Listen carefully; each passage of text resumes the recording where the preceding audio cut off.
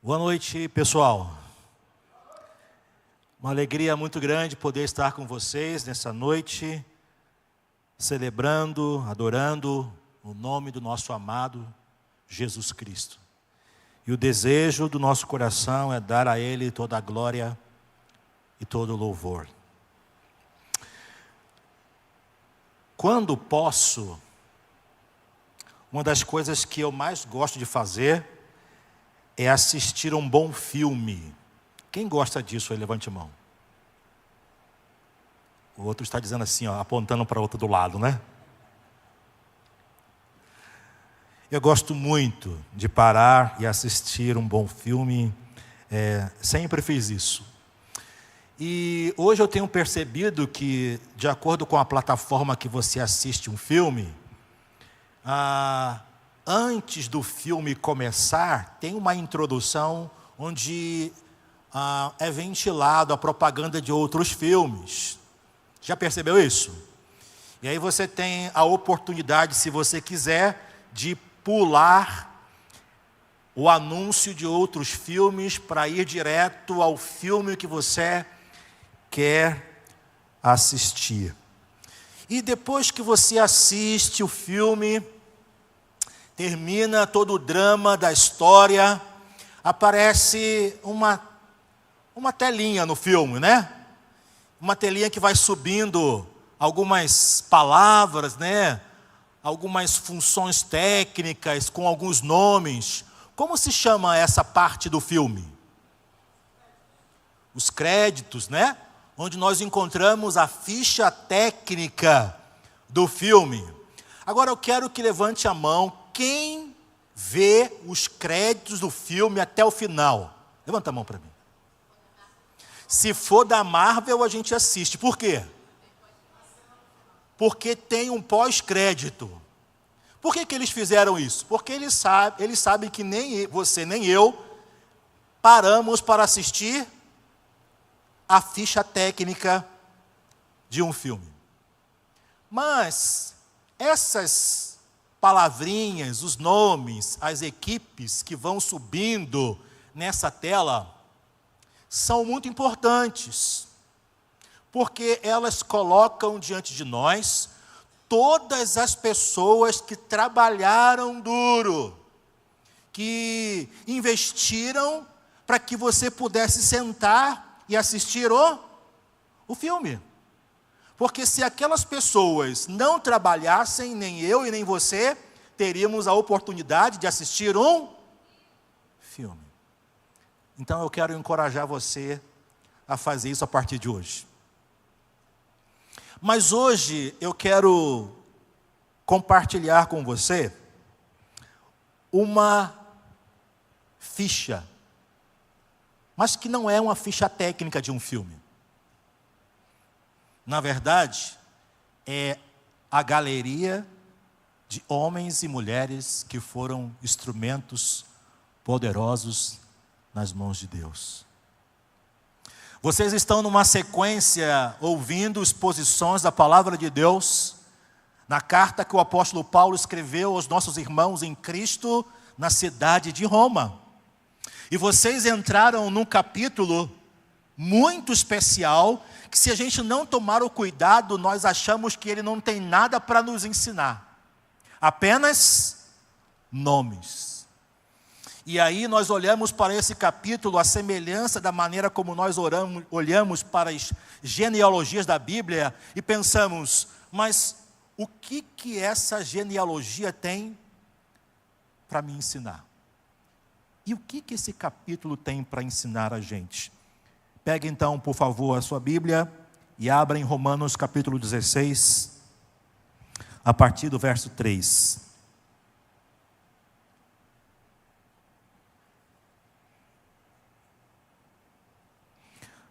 Romanos capítulo 16, a partir do verso 3.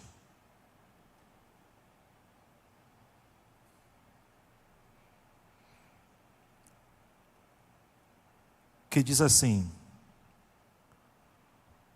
cumprimentai a Priscila e Áquila, meus cooperadores em Cristo, cumprimentar os quais arriscaram a própria vida por mim. Não só eu lhes agradeço isso, mas também todas as igrejas dos gentios. Cumprimentai também a igreja que está na casa deles. Cumprimentai Epêneto. Eu vou precisar ler esses nomes bem devagar.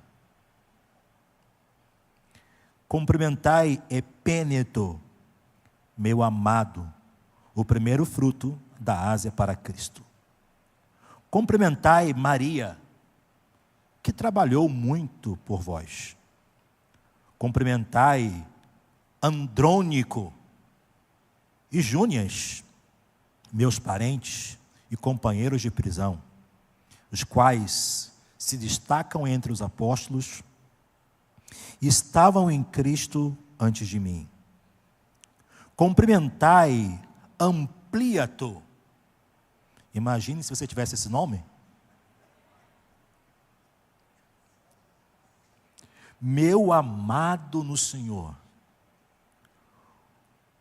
Cumprimentai Urbano, nosso cooperador em Cristo, e Estaques, meu amado. Cumprimentai Apeles, aprovado em Cristo. Cumprimentai os da família de Aristóbulo. Cumprimentai Herodião, meu parente. Cumprimentai os da família de Narciso, que estão no Senhor. Cumprimentai, esse eu tenho que fazer pausa.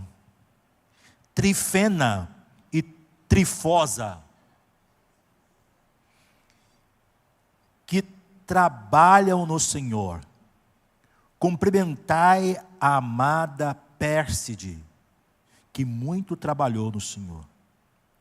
Cumprimentai Rufo, eleito no Senhor, e sua mãe, que tem sido minha mãe também.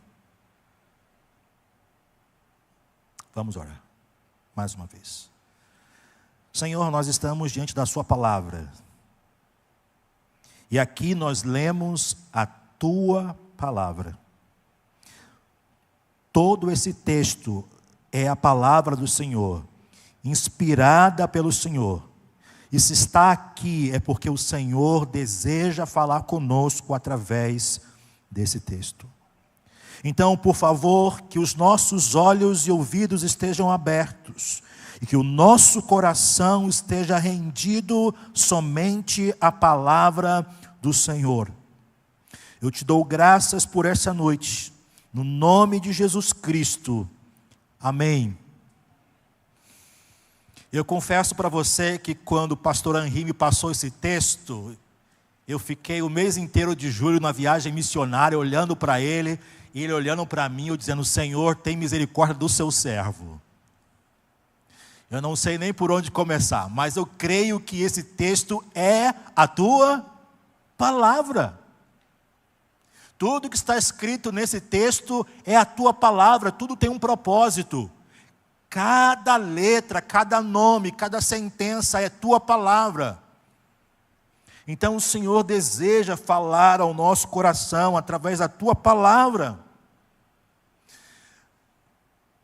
Para a gente relembrar toda a jornada que vocês estão fazendo no livro de Romanos, nós chegamos a essa porção final desta preciosa carta que o apóstolo Paulo escreveu, guiado pelo Espírito Santo do Senhor, aos nossos irmãos em Cristo, que serviam ao Senhor na cidade de Roma, a capital do grande império romano.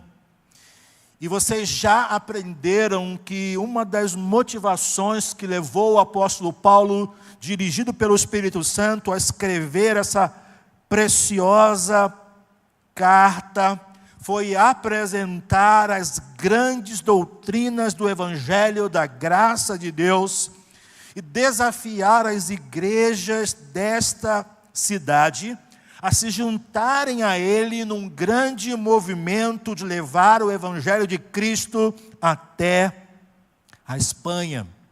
Esse era um dos propósitos do apóstolo Paulo, porque o seu desejo sempre foi fazer o Senhor Jesus Cristo onde ele não havia sido pregado.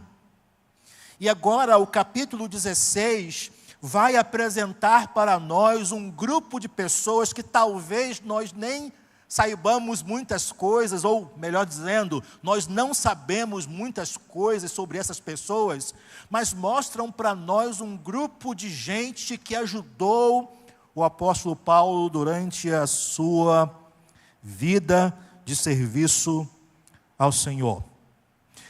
Em Hebreus capítulo 11, nós encontramos aquilo que nós chamamos de a galeria dos heróis, os heróis da fé.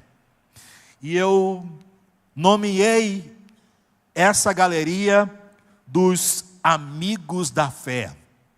Paulo vai descrevendo, no final da sua carta, uma lista de pessoas que foram seus amigos preciosos na fé.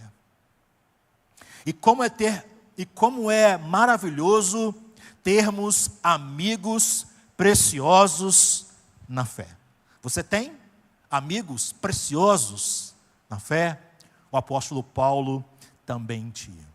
Então, eu quero que você olhe comigo para essas pessoas e vamos então pensar em como esta palavra de Deus se aplica a nós. O primeiro grupo que Paulo fala é um casal. Como eles são chamados? Olha no seu texto. Eles são chamados de quem? Que nome? Priscila e Áquila. E Paulo diz para nós que este casal precioso foram cooperadores deles em Jesus Cristo. Foram amigos que trabalharam lado a lado com o apóstolo Paulo. Paulo vai dizer para nós também que Priscila e Áquila arriscaram a vida deles em favor de Paulo. Arriscaram a própria cabeça, colocaram a cabeça sob o machado do executor. Esta é a expressão que ele está falando. Priscila e Áquila colocaram a sua vida em risco por amor ao Evangelho e por amor a mim. Quando isso aconteceu, Paulo não diz. E nós podemos vasculhar a Bíblia e a história, e nós não vamos encontrar em que momento esse casal se arriscou em favor do apóstolo Paulo. Mas a Bíblia diz que isso aconteceu. E Paulo não esquecia desse casal de amigos. Ele nutria no seu coração gratidão a Deus por a vida de Priscila e Áquila. Um vídeo chamou a atenção na internet algum tempo atrás, nas redes sociais, da ação corajosa de um salva-vidas do Corpo de Bombeiro do Rio de Janeiro, arriscando a sua própria vida, pondo a sua própria vida em perigo para salvar da morte por afogamento uma mulher que tinha caído nas pedras em um mar revolto na praia de Itacoatiara, em Niterói. Você viu essa cena? Viu? Então eu quero desafiar você depois olhar, não agora, depois. É uma cena que nos impacta de maneira tremenda. A mulher foi tirar fotos na pedra, escorregou e caiu no mar revolto. E a cena é muito forte, ela está já perdendo as forças, e aquele bombeiro, apenas com uma boia pequena, mergulha no mar revolto, e ele vai nadando em direção àquela mulher. e ele a salva da morte. Graças a Deus, depois um helicóptero do corpo de bombeiro veio, apoiou, e aquela mulher foi salva. Eu tenho certeza que ela nunca mais esqueceu a vida daquele militar, que de maneira corajosa arriscou a sua própria vida para salvá-la da morte. Quantas pessoas você já ouviu falar que tentou salvar alguém de afogamento e morreu junto afogado? Não é uma tarefa fácil, é uma tarefa que exige treinamento, técnica, e aquele bombeiro fez exatamente isso. E aquela mulher até hoje guarda no seu coração gratidão em favor da vida daquele militar. Era exatamente isso que Paulo tinha no seu coração em favor daquele casal precioso. Eles arriscaram a sua própria vida por amor a Jesus Cristo e por amor ao Evangelho. E Paulo diz a respeito desse casal que não somente ele agradecia, mas todas as igrejas dos gentios eram gratos pela vida de Priscila e Áquila. Priscila e Áquila, eles encontraram com Paulo, de acordo com Atos 18, na cidade de Corinto, depois que eles foram expulsos de Roma pelo imperador Cláudio no ano 49. Paulo os encontrou em Corinto. Eles eram judeus convertidos, trabalhavam na mesma função que Paulo, inclusive Paulo trabalhou com eles fazendo tendas durante um tempo para se manter. Priscila e Áquila acompanharam o apóstolo Paulo em uma viagem para a Síria, para a Cencreia, e depois ficaram na cidade de Éfeso. Esse casal muito especial, vendo Apolo, um grande e eloquente pregador da palavra, pregando em Éfeso, perceberam que Apolo precisava ter informações mais detalhadas sobre o caminho. E Atos capítulo 18 nos diz que Priscila e Áquila abraçaram Apolo e ajudaram Apolo nessas informações precisas a respeito do Evangelho de Jesus Cristo. Priscila e Áquila são mencionados pela última vez na Bíblia, na carta que o apóstolo Paulo escreveu a Timóteo, 2 Timóteo 4,19. Antes de Paulo morrer decapitado, ele escreve a sua carta e ele menciona esse casal especial. Foram amigos de Paulo e companheiros de obra do Senhor durante todo o seu ministério. Eu quero fazer uma pergunta para você. Você gostaria de ter amigos como Priscila e Áquila na sua vida? Pessoas que vão amar você acima de todas as coisas, acima mesmo da sua própria vida. Pessoas que vão fazer de tudo, estarão dispostas de sacrificar por você, porque amam você. Pessoas que vão estar com você durante toda a sua vida, te apoiando, não somente nos momentos alegres, mas também nos momentos difíceis. Você gostaria de ter amigos assim? Paulo tinha. Agora eu quero fazer uma segunda pergunta para você. Você é esse tipo de amigo e companheiro na vida de outras pessoas? Você é um amigo como Priscila e Áquila foram para Paulo? Você tem no seu coração amor por pessoas que é capaz de fazer você se sacrificar, se doar, se entregar? Você tem sido esse amigo? Essa amiga? Você tem sido esse companheiro? Priscila e Áquila foram para Paulo. E Deus deseja que nós sejamos amigos assim, uns para os outros.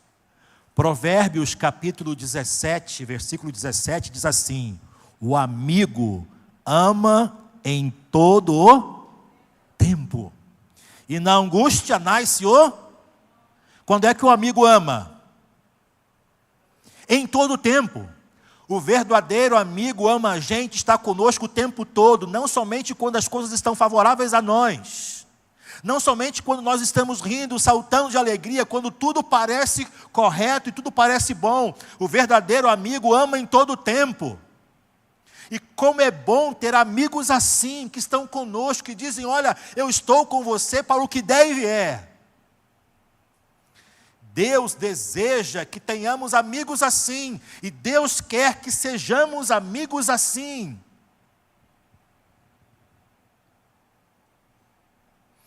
Mas Paulo, depois de falar de Priscila e Áquila, ele fala de Epêneto. E ele diz assim, cumprimentai a Epêneto. Eu não falei em Priscila e Áquila, mas a palavra cumprimentar, que Paulo está usando aqui, não é a palavra que diz assim, eu quero apertar sua mão ou saudar. Cumprimentar aqui é abraçar, reconhecer.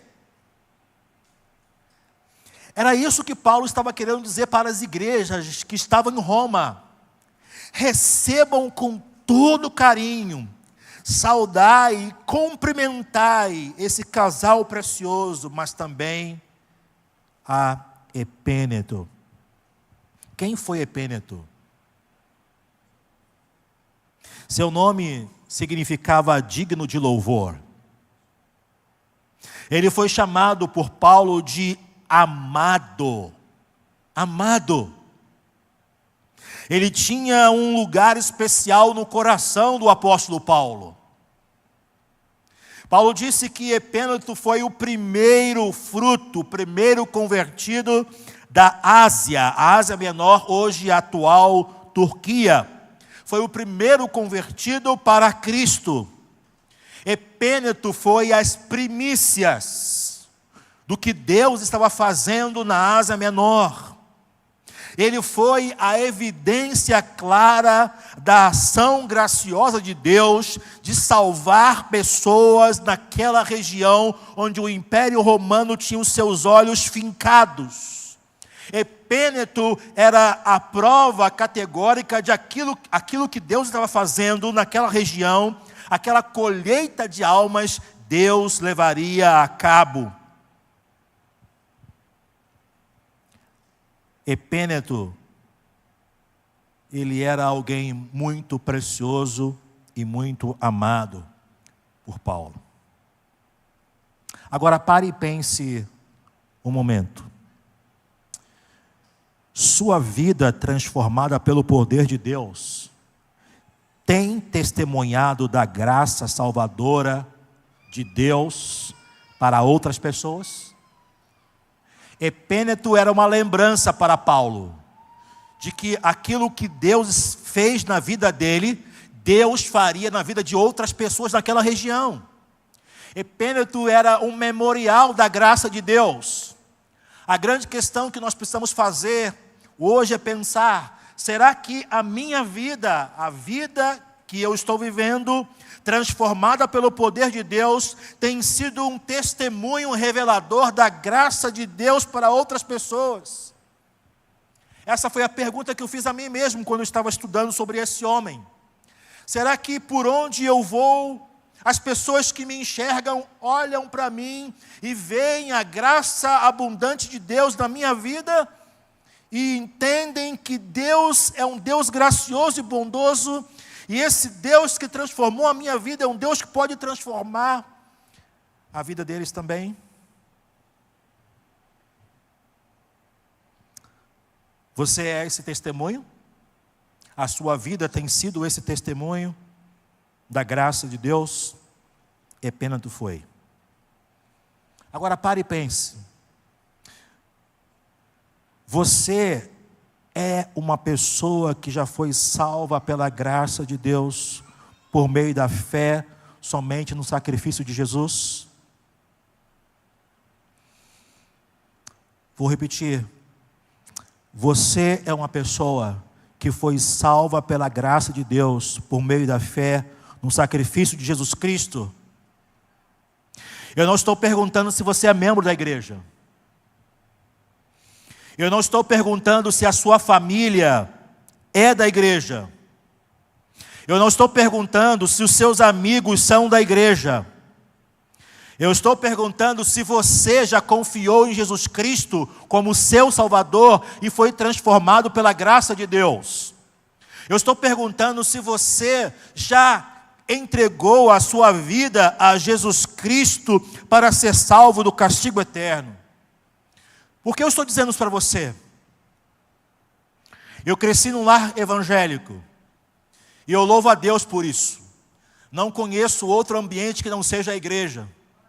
Eu sou da época em que não havia berçário na igreja e nas vigílias de oração, mamãe forrava os colchonetes no batistério e colocava a gente para dormir lá.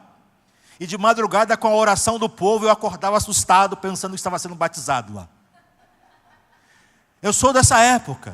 E eu louvo a Deus por isso, porque pela bondade de Deus, Deus me guardou e me protegeu de sofrer tantas coisas. Mas eu acreditava que eu seria salvo porque eu tinha crescido na igreja. Eu acreditava que eu era salvo porque meu pai trabalhava na liderança da igreja. Eu confiava na minha salvação porque minha mãe servia no ministério da igreja. Eu não conhecia a Jesus como meu Salvador. Eu conhecia tudo o que acontecia na igreja, desde as boas-vindas até a conclusão. Sabia tudo o que ia acontecer. E eu achava que seria salvo por causa disso. Mas um dia, o pastor convidado pregou o Evangelho de Jesus na igreja. E ele falou a respeito de um Deus poderoso, que me amava, e que havia me criado para a sua glória. Ele falou que eu era um pecador, estava longe de Deus. E parece que naquele dia, aos 7 anos de idade, escamas caíram dos meus olhos. E pela primeira vez eu me vi como um pecador necessitado de Jesus Cristo. E naquele dia aquele pastor falou que Deus havia enviado Jesus Cristo ao mundo para receber o castigo dos meus pecados. Cristo, ele se entregou voluntariamente, ele não foi levado à força, contra a sua vontade. Ele deu a sua vida, ele entregou a sua vida para receber na cruz o castigo que eu merecia receber. E pela primeira vez os meus olhos se abriram para ver Jesus Cristo, sendo o meu substituto, morrendo para me salvar, para me redimir. Naquele dia, pela graça e bondade de Deus, Deus me salvou aos 7 anos. Eu não estou dizendo para você e perguntando se você frequenta a igreja. Eu estou dizendo para você o seguinte: você já confiou em Jesus Cristo como seu Salvador pessoal?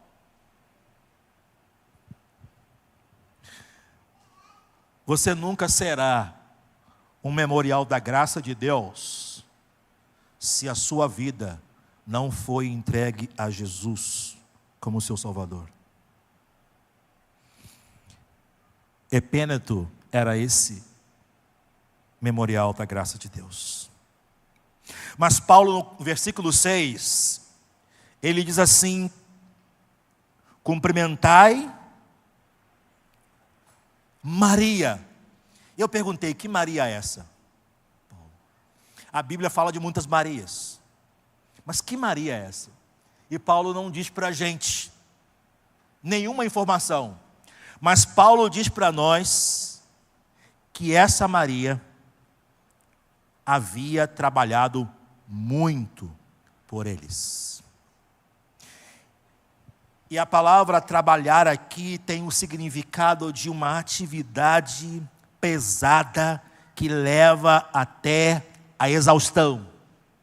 E Paulo diz para aquela igreja em Roma: Maria, saudai-a, cumprimentai-a, abraçai-a, recebei essa mulher com amor e carinho, porque ela trabalhou até a exaustão em favor do Evangelho de Cristo e do Evangelho de Deus.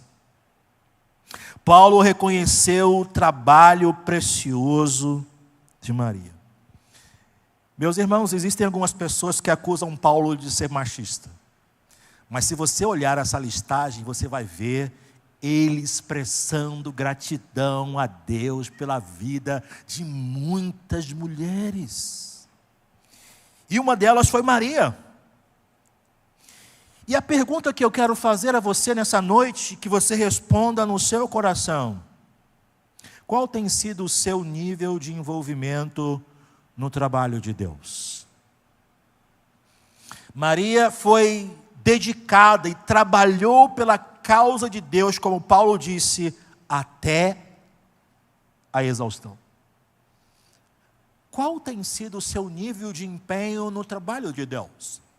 Você adolescente, você jovem, qual tem sido o seu nível de envolvimento no trabalho de Deus, no ministério com os jovens da igreja?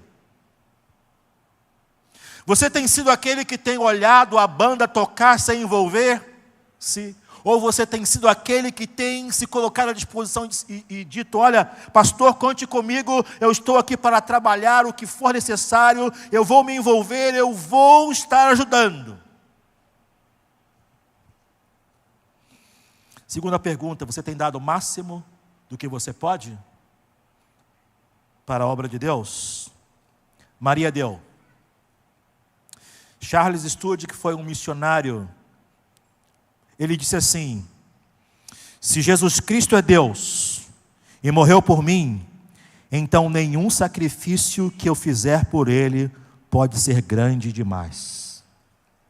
Vou repetir: se Jesus Cristo é Deus e morreu por mim, então nenhum sacrifício que eu fizer por Ele pode ser grande demais. Será que existe algum sacrifício que você e eu façamos por Cristo que seja capaz de ser maior do que o que Ele fez por você? Talvez a gente, em alguns momentos, pode pensar assim: mas, eu estou tão cansado, fiz tanta coisa essa semana, ir para a igreja para o Encontrão DNA na sexta-feira à noite, depois de tanta coisa que eu fiz, com a ventania e de chuva, que aconteceu hoje, não, vou ficar em casa. E aí os seus líderes de adolescentes chamam você para se envolver com a obra, e você diz: não, eu estou cansado hoje, já estudei muito, já fiz muita coisa. Não, gente, Paulo disse: Maria trabalhou intensamente, ela se entregou, ela se dedicou, ela trabalhou duro. É assim que nós temos que fazer na obra de Deus. Mas Paulo continua. Depois de falar de Maria, ele fala de duas outras pessoas. Ele fala de Andrônico e Júnias. Quem foram esses dois? Eles foram um casal de cristãos judeus. Paulo se refere a eles como seus parentes. E a palavra parente aqui pode se referir tanto a um familiar de sangue, mas também a um compatriota judeu. E Paulo não dá detalhes para a gente, ele só diz que eles eram seus parentes. Então pode ser um familiar de Paulo, mas pode ser um judeu. Mas Paulo diz que esse casal, eles foram companheiros de prisão dele. E ele não diz em que momento eles foram presos com ele. Ele não diz em que local ele estava preso, ele não diz para nós. Ele só diz que eles estavam junto com ele quando ele foi preso. E você sabe que naquela época ser preso não era uma coisa agradável, assim como não é hoje. Mas aqueles irmãos estavam junto com Paulo quando ele estava vivendo aquela situação difícil. Paulo também diz que este casal eram destacados entre os apóstolos. Ele diz que eles não eram apóstolos, mas eram mensageiros respeitados e conhecidos pelos apóstolos do Senhor Jesus Cristo. Eles foram convertidos a Cristo antes de Paulo. Agora eu quero que você pare e pense. Como um adolescente ou um jovem cristão, você tem se destacado entre os seus líderes? Como alguém que tem se tornado cada dia mais parecido com Jesus? As pessoas olham para você e percebem que você está se destacando, crescendo, a cada dia se tornando um jovem, um adolescente, um adulto mais parecido com Jesus? Você tem se destacado como esse casal se destacou entre os apóstolos, como alguém que tem demonstrado cada dia crescer num relacionamento pessoal com Deus? Você tem se destacado como esse casal se destacou, como alguém que tem estudado a Bíblia para viver de acordo com a palavra de Deus e ajudar pessoas no discipulado cristão? Você tem se destacado como esse casal se destacou, como alguém que tem lutado contra o pecado na sua vida, de maneira séria, para viver uma vida que honra e glorifique o Senhor? Esse casal se destacava entre os apóstolos. Agora, olha para o versículo 8, e Paulo diz assim: cumprimentai, saudai, abraçai, Ampliato, meu amado no Senhor. Paulo se refere a ele apenas como alguém amado, mas não nos dá muitas informações sobre quem era Ampliato. Esse nome era um nome comum entre os escravos romanos. Talvez seja o mesmo Ampliato cujo nome aparece numa inscrição na catacumba de Domitila, sobrinha do imperador Domiciano. Ele pode ser um daqueles que Paulo se referiu em Filipenses 4:22, da casa de César. Mesmo vivendo em um ambiente hostil, Ampliato, ele amava o Senhor e era amado por Paulo. Meus irmãos, nós estamos vivendo num mundo hostil à fé cristã. E a cada tempo que passa, as coisas ficarão piores. O Evangelho não será amado, ele será odiado, ele será perseguido. O nosso mundo não é um mundo que ama a fé cristã, o nosso mundo é um mundo que odeia a fé cristã. Nós vivemos num mundo hostil a ser cristão. A grande questão é: estamos firmados e preparados para viver como testemunhas de Cristo nesse contexto hostil como Ampliato viveu?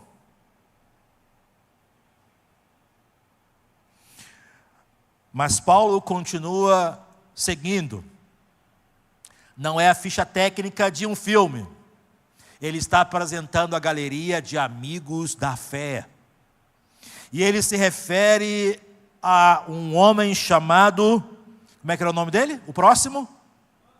Urbano. E eu fiquei pensando, quem era Urbano, meu Senhor?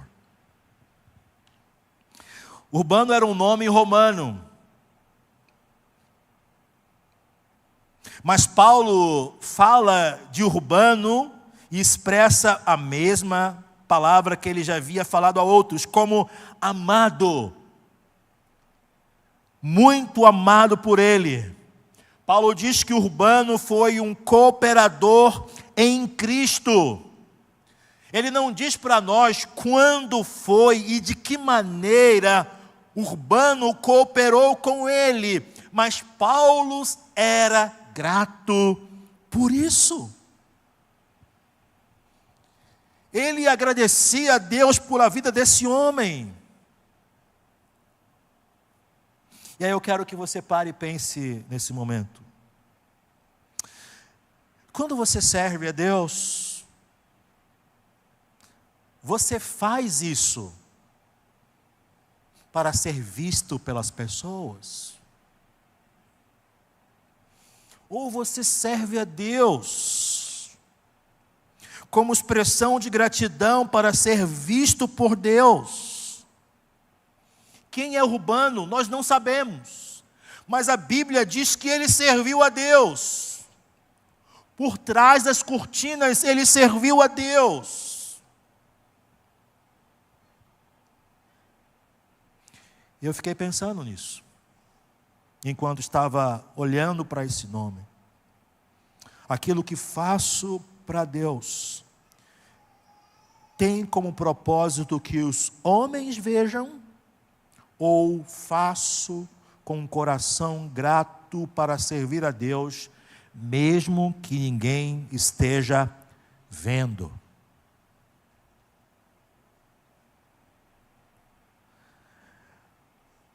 Mas no versículo 9, Paulo vai colocando uma outra pessoa. Você está comigo? Está olhando a ficha de amigos aqui? Ou está quase deletando igual a gente faz com a ficha técnica? Você está comigo, né? Então vamos lá. Versículo 9, ele diz: cumprimentai Estaques. Eu não consigo falar esse nome, Henri. Eu quase pensei no Eustáquio da Crônica de Nárnia. Estaques, um nome grego. Paulo se refere a ele como meu amado. Era um nome comum de escravos. E nessa listagem você encontra Paulo falando de pessoas importantes, de pessoas conhecidas, de pessoas do anonimato. Ele fala de gente que tem posição, mas ele fala de alguém que provavelmente era um escravo livre. Paulo não se importava com status. Ele não se importava com posição. Paulo amava a gente. Paulo amava a pessoa. Ele não se admirava por posições sociais.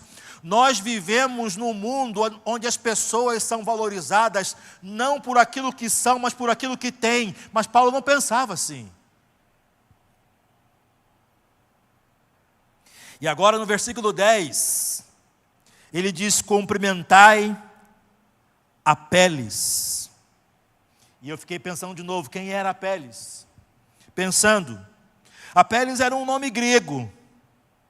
Paulo diz que Apeles foi aprovado por Cristo. Apeles foi alguém que foi submetido a um teste da fé, a uma provação, enfrentou isso, permaneceu firme e foi aprovado. Foi declarado aprovado. Qual foi o teste que ele teve que enfrentar? Não sabemos. Só sabemos que quando ele foi testado, ele se manteve firme e não falhou.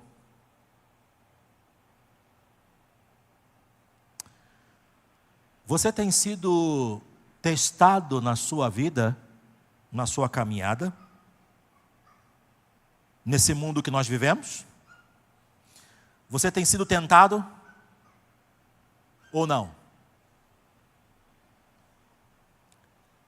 Todos nós passamos por testes na fé. A grande questão é de que maneira a gente vai reagir a esses testes. Você vai ser provado, você vai ser testado, eu também serei.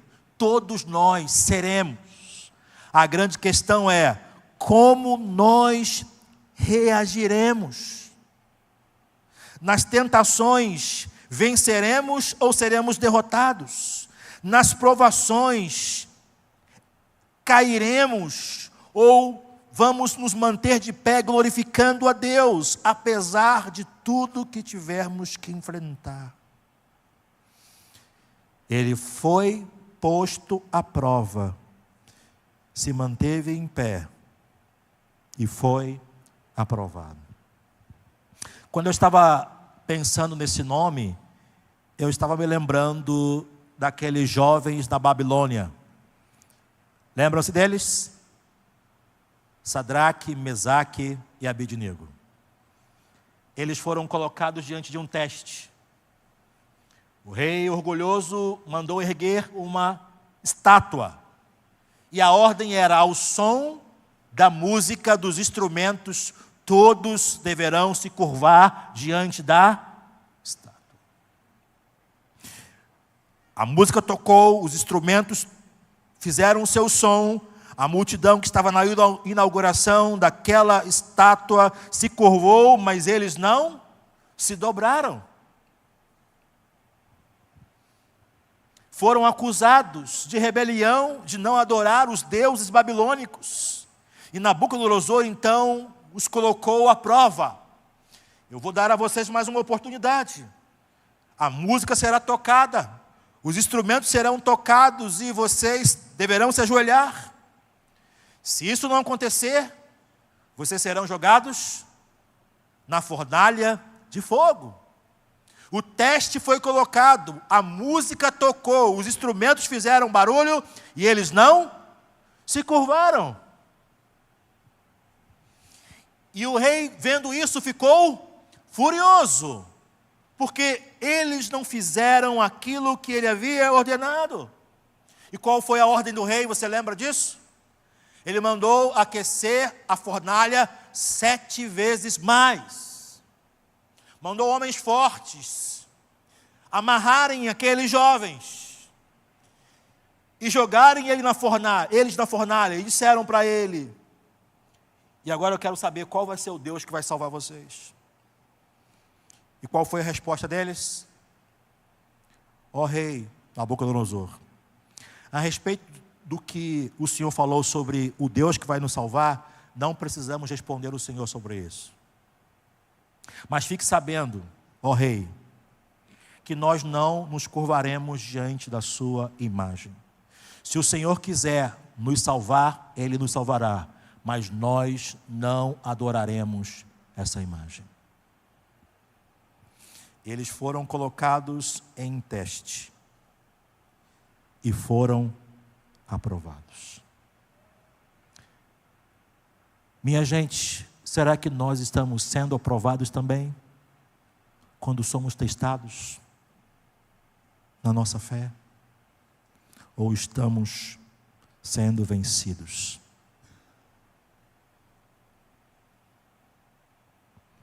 Paulo diz para nós, seguindo na galeria: cumprimentai os da família de Aristóbulo. É bem possível que Aristóbulo não fosse um cristão, porque Paulo não o cumprimentou direto. Aristóbulo era um parente de Herodes o Grande, amigo do imperador Cláudio. Mas mesmo sendo o imperador amigo do imperador romano, Deus havia salvado pessoas dentro da sua família. Isso nos faz entender que a ação salvadora de Deus não tem limites. Deus salva quem Ele quiser, onde Ele quiser, porque a salvação pertence ao Senhor. Paulo disse: cumprimentai a Herodião. Paulo se refere a Herodião como seu parente. E como eu falei para vocês, Herodião poderia ser da sua família ou do seu povo. Herodião talvez tenha sido um escravo, um servo liberto da casa de Herodes. porque o costume era que o escravo liberto recebesse o nome de quem o havia libertado. Por isso, ele foi chamado de Herodião. Mas o principal nome que Herodião representava não era o nome de Herodes. O principal nome que Herodião representava era o nome de Jesus. Porque Jesus verdadeiramente libertou Herodião da sua verdadeira escravidão. Não era a servidão humana, e sim a servidão no pecado, para viver uma vida livre para Deus. Agora, eu quero que você pare e pense. Você já foi livre pelo poder de Deus através de Jesus Cristo? Se sim, o que você tem feito dessa liberdade? Você tem usado essa liberdade em Cristo para glorificar a Deus? Ou para dizer, eu sou livre em Cristo, posso fazer o que eu quiser, porque minha salvação já está garantida?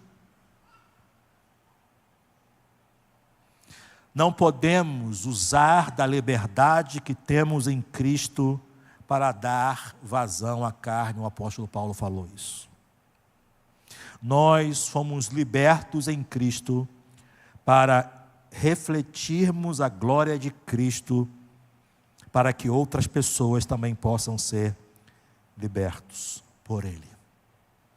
E Paulo continua dizendo: saudai os da família de Narciso. Eu confesso para vocês que se a gente não trabalhasse pregação expositiva, eu nunca pregaria num texto desse. Em 25 anos de ministério pastoral, eu nunca preguei nesse texto na minha vida. Mas a pregação expositiva te coloca diante desses compromissos. Você diz, meu Senhor, o que é que o Senhor quer ensinar? Os da família de Narciso. Narciso pode ter sido secretário de Cláudio, o imperador Cláudio, que foi forçado a cometer suicídio por ordem de Agripina, após a subida de Nero como imperador de Roma. Agripina era mãe de Nero, era poderosa no império, envolvida em confusões políticas, tinha um coração ambicioso, mas Deus salvou pessoas dentro da família de Narciso. Imagina ser da família desse homem. Talvez você pense que sua família é difícil. Pastor, o senhor não conhece a minha família, tem gente lá que tem um coração difícil, ou gente rebelde que não quer nada com o evangelho. Minha gente, não há coração de pedra diante da ação sobrenatural e graciosa de Deus. Quando Ele quer salvar, Ele salva em qualquer lugar, em qualquer família, até na família de Narciso. Não há limite para o poder de Deus. Há pessoas na sua casa que você tem falado, testemunhado, e parece que ninguém escuta, ninguém dá atenção. Continue fazendo isso, porque Deus é poderoso para salvar. Mas Paulo diz, cumprimentai essa dupla que eu tenho que falar devagar de novo. Cumprimentai Trifena e Trifosa.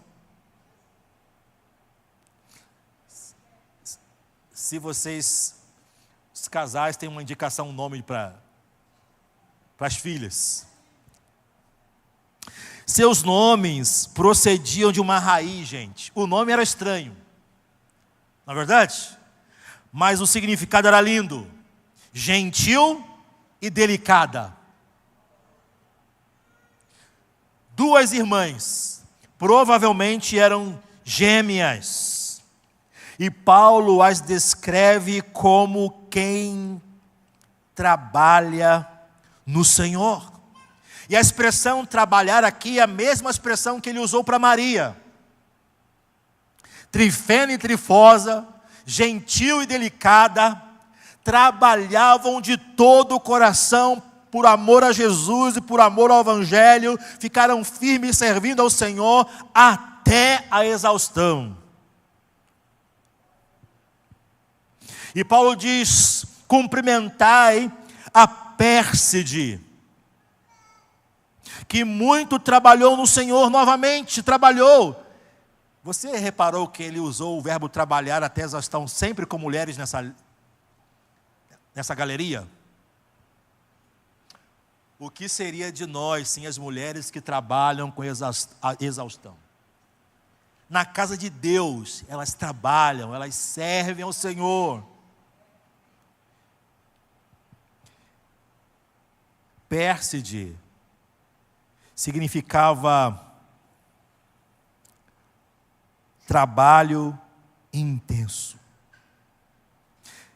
Paulo usa a expressão trabalhou no Senhor no passado, talvez para nos indicar que Pérside já era avançada a idade, mais velha do que Trifena e Trifosa. Talvez ela tenha recebido esse nome em homenagem à Pérsia, onde ela havia nascido. Era um nome comum de uma escrava, e ela foi conhecida e louvada pelo seu trabalho. E chegamos ao final. Paulo diz: cumprimentai a Rufo. Ele diz: Rufo foi um eleito no Senhor. E a palavra eleito talvez aqui não esteja sendo utilizada para falar sobre a eleição para a salvação, mas alguém que foi dedicado e separado para servir ao Senhor no meio da casa do Senhor. Rufo foi eleito, foi escolhido de maneira especial para servir ao Senhor. E a informação interessante é que Paulo disse que a mãe de Rufo era considerada por Paulo como sua própria mãe.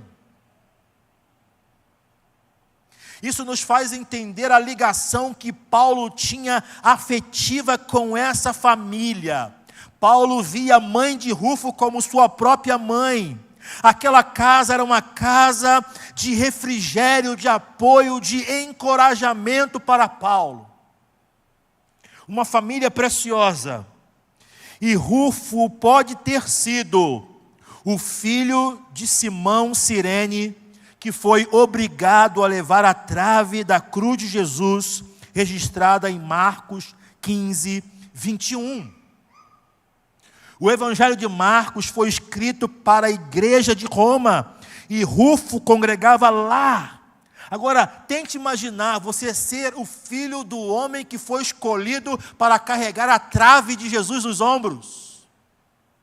Que impacto isso foi na vida do pai e que impacto isso foi na vida de toda aquela família. Agora eu quero que você pare e pense. Você tem sido um instrumento nas mãos de Deus de conforto e encorajamento a todos que precisam? Paulo via a família de Rufo como um local, como uma base segura onde ele poderia chegar e ser abraçado, ser acolhido, ser encorajado, ser ajudado. Querido jovem, você tem sido assim na vida dos seus amigos jovens? Alguém que pode servir de apoio e segurança?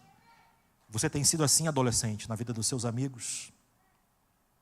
Rufo e sua família eram assim para Paulo.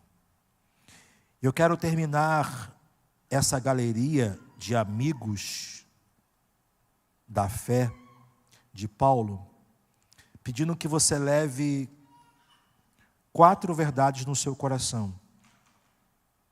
Primeiro, o trabalho de Deus é trabalho do povo de Deus. Vou repetir. O trabalho de Deus é o trabalho do povo de Deus. Não é o trabalho dos especialistas ou daqueles que são pagos por isso. Quando nós olhamos para essa galeria, nós entendemos que o trabalho de Deus é do povo de Deus. Não era só Paulo que trabalhava. Muitas pessoas que nós não conhecemos a história trabalharam junto com ele até a exaustão. O trabalho de Deus não é só da liderança. O trabalho de Deus é do povo de Deus. Você está envolvido no trabalho de Deus? Ninguém é dispensável. Todos são importantes para Deus.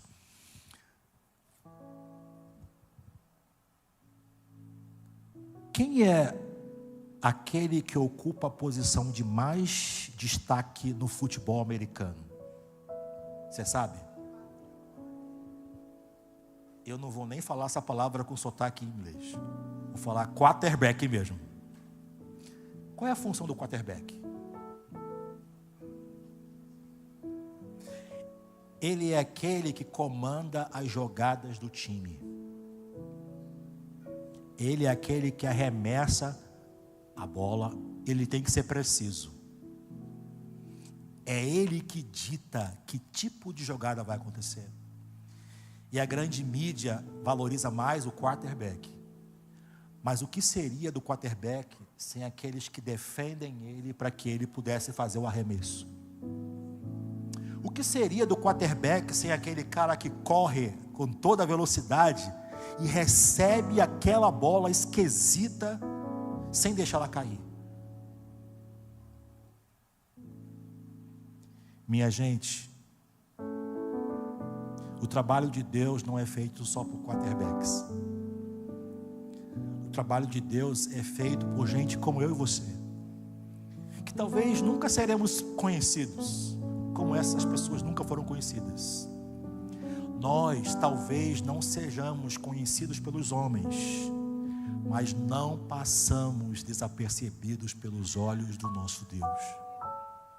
Talvez você esteja sentado e dizendo assim: mas pastor, eu não sou ninguém, eu não sei fazer nada, eu não tenho importância, eu não tenho jeito.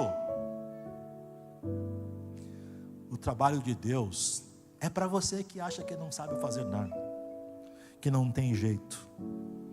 Deus quer usar a sua vida. O trabalho de Deus é trabalho de todo o povo de Deus. Guarde isso no seu coração. Todos são importantes. Segunda verdade para você sair daqui e guardar no seu coração: você pode servir muito na igreja, a obra de Deus, com os dons e talentos que você recebeu dele. Paulo falou sobre pessoas completamente diferentes, que fizeram coisas diferentes. Um casal colocou a cabeça no lugar para morrer no lugar de Paulo. Uma outra família era um porto seguro quando ele chegava cansado, sobrecarregado, e aquela família cuidava dele. Você pode servir a Deus do jeito que você é, com os dons que você tem, com os talentos que você tem. Foi Deus que fez você do jeito que você é, e Ele quer usar você do jeito que você é. Deus não quer que você seja eu, Deus quer que você seja você nas mãos dEle. A terceira verdade que eu quero que você guarde no seu coração: seja grato a Deus por todas as pessoas que Deus tem colocado em sua vida para te ajudar. Paulo, ele não conseguiu terminar a grande obra de Romanos, que foi um impacto em toda a história da igreja, sem escrever nome a nome a quem ele agradecia. Você tem pessoas aqui, que estão aqui, que foram instrumentos de bênção de Deus na sua vida? Você tem? Levanta a mão. Elas estão aqui? Tem.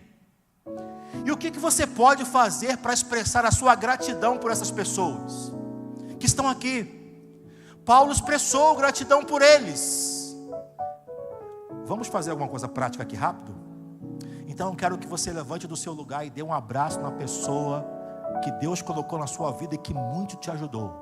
E diga para ela assim: muito obrigado, porque você foi bênção de Deus na minha vida. É para fazer mesmo, é para você levantar e fazer.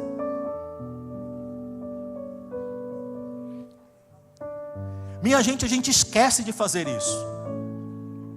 Mas esse texto ensina a gente a fazer isso.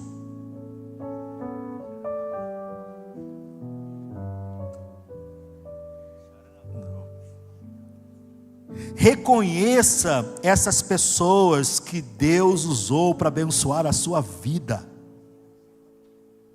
Se elas não estiverem aqui, chegue em casa, manda uma mensagem no WhatsApp e diga: Senhor, meu irmão, muito obrigado, porque você foi o instrumento de Deus na minha vida. Faça algo prático para demonstrar a gratidão. E carregue no seu coração a última verdade: o povo de Deus é formado por pessoas diferentes, mas que pela graça que nos une, vivemos como uma grande família que se ama na prática. Na igreja de Roma havia judeus e gentios, homens e mulheres, jovens e velhos, ricos e pobres, mas todos viviam juntos como uma grande família. Minha gente, as nossas diferenças não existem para nos separar.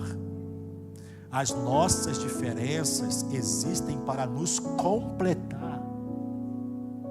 E quantas vezes as nossas diferenças são usadas para nos separar, para nos ferir e para nos distanciar. Mas o povo de Deus é formado por gente completamente diferente, mas que vive junto para a glória dele. Nos versículos que nós vimos hoje de Romanos, Paulo apresenta não a ficha técnica de um filme. Paulo apresenta a galeria de homens e mulheres que foram amigos dele na fé. Você tem sido assim? O seu nome pode não estar na galeria de Paulo, mas talvez pode estar na galeria de outras pessoas que são gratas a Deus pela sua vida e por tudo que você é. Você vai aceitar o desafio de Deus hoje? De ser instrumento nas mãos de Deus para ser bênção na vida de pessoas, na sua casa, na sua escola, no seu trabalho, entre os seus amigos, na sua rua e na sua igreja. Que Deus abençoe você e que você seja alguém na galeria da fé que coopera e ajuda outras pessoas. Deus abençoe vocês.